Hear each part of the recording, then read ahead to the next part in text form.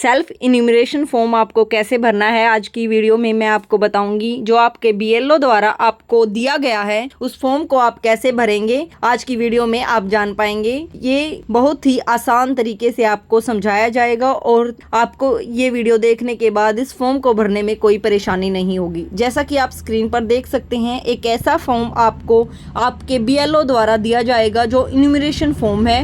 इसमें आपको आपकी जानकारी जो भरनी है वो आपको आपके वोटर लिस्ट के अकॉर्डिंग भरनी है। तो यहाँ पर हमने इस फॉर्म को 3 पार्ट में डिवाइड किया है, पार्ट ए, पार्ट बी और पार्ट सी। तो चलिए कैसे ये जानकारी आपको भरनी है ये सीख लीजिए।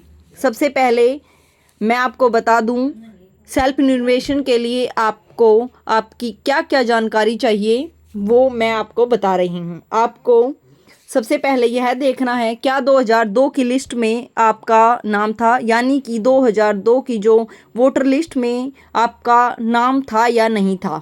अगर आपका नाम था तो आपको कॉलम ए भरना है, और अगर 2002 की वोटर लिस्ट में आपका नाम नहीं था यानी कि आपकी वोट या तो उसके बाद बनी है तो आपको पार्ट बी भरना है, और पार्ट सी सबको भरना कंपलसरी है। अगर आप पार्ट ए के लिए एलिजिबल हैं तो आप पार्ट बी को खाली छोड़ देंगे, और अगर आप पार्ट बी के लिए एलिजिबल हैं तो आप पार्ट ए को खाली छोड़ेंगे। ऐसा नहीं करें कि आप दोनों पार्ट एक साथ भर दें। तो चलिए ये आपको कैसे क्या क्या जानकारी भरनी है इसको ध्यान से समझ लीजिए। ये बहुत ही आसान तरीके से बताया गया है। फॉर्म में सबसे पहले पार्ट ए में जो जानकारी आपको भरनी है, अगर आपकी उम्र जो 41 से ज़्यादा है तो आपको आपका पार्ट ए भरना है, और आपका जो 2002 की वोटर लिस्ट में नाम है तो भी आपको वो फॉर्म जो ए ही भरना है। और अगर आप का 2002 की वोटर लिस्ट में नाम नहीं था यानी कि आपकी वोट उसके बाद बनी है तो आपको पार्ट बी भरना है, और उसके बाद आपको पार्ट सी में आपकी पर्सनल जो डिटेल्स हैं वो भरनी हैं। तो चलिए यहाँ पर हम सबसे पहले पार्ट ए को समझाते हैं। पार्ट ए में आपको आपका जो लाभार्थी का नाम, या इसमें 2002 की जो वोटर लिस्ट में जो आपका नाम था वो आपको यहाँ पर भरना है। उसके बाद यहाँ पर जिसका भी आपने नाम भरा है उसके संबंधी का नाम आपको भरना है। संबंधी का यानी कि आपने जब अपना वोटर लिस्ट अप्लाई किया उसमें आपने अपने संबंधी का क्या नाम दिया था, यानी कि अपने माता पिता का या नातेदार का जो भी आपने नाम दिया था वो आपको यहाँ पर भरना है।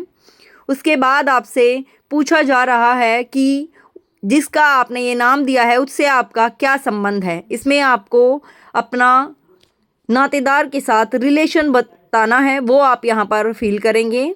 उसके बाद आपको आपका जो जिला है वो यहाँ पर भरना है। उसके बाद आपको आपका राज्य भरना है।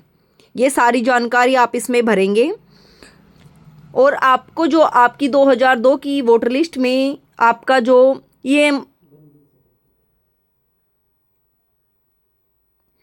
2002 की वोटर लिस्ट में आपका इपिक नंबर है वो भी आपको यहाँ पर भरना है।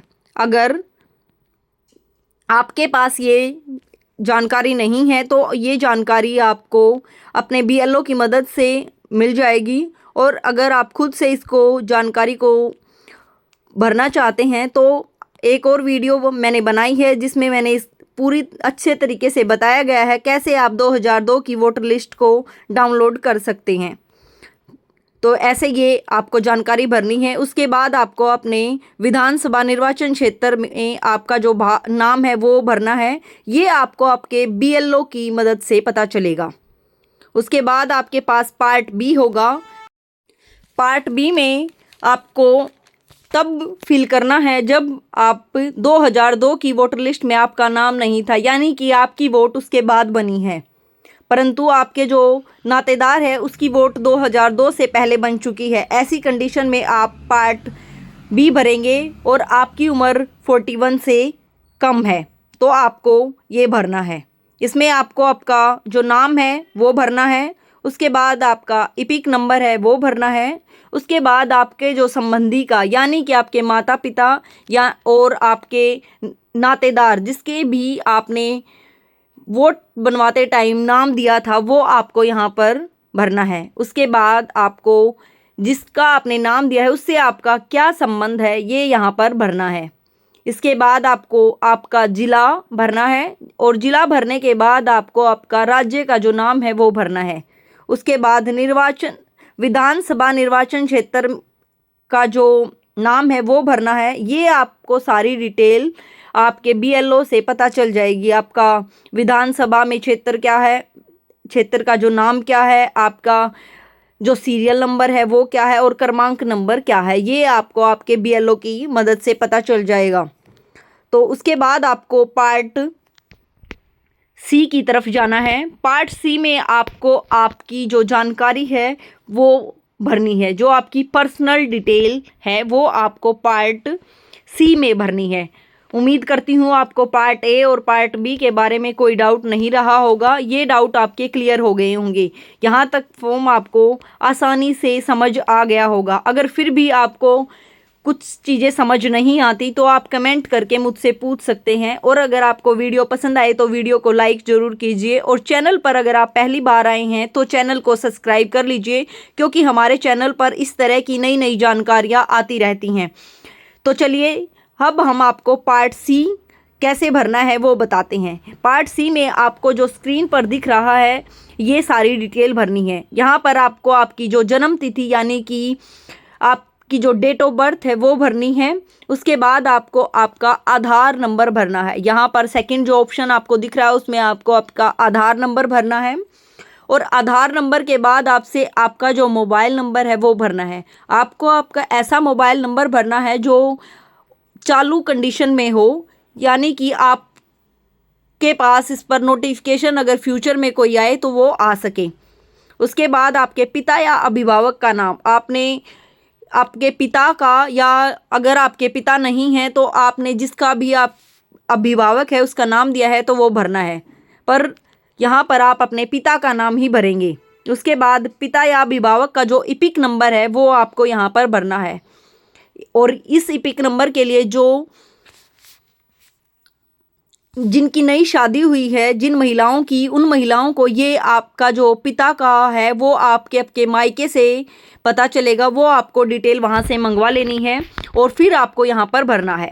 उसके बाद आपकी जो माता का नाम है वो यहाँ पर भरना है और उनका जो इपिक नंबर है वो भरना है।